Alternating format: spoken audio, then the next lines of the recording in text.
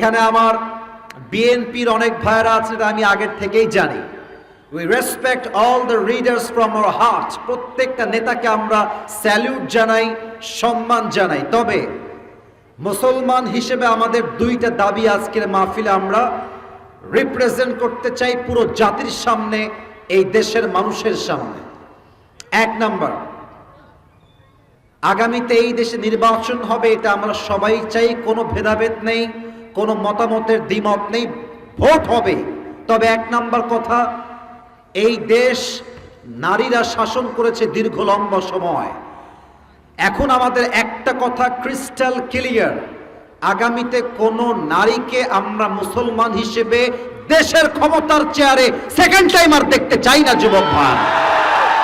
এটা আপনি বিএনপি হন, জামাত হন, যেই হন, আমার কথা একটা, কোন নারীকে দেশের প্রাইম মিনিস্টার হিসেবে আমরা এই দেশে আর কেউ দেখতে চাই না, ঠিক কিনা বলে?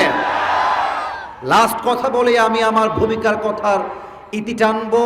এটা যদি আপনারা আস্তে ঠিক বলেন, আমি বুঝবো আপনারা এই বাংলাদেশে ইসলামের বাংলাদেশ দেখতে চান না। যদি জোরে বলেন, আমি বিশ্বাস করব আপনারা সবাই আগামীর বাংলাদেশকে ইসলামের বাংলাদেশ দেখতে চান। কথা আগে বোঝেন, কথা আগে বোঝেন।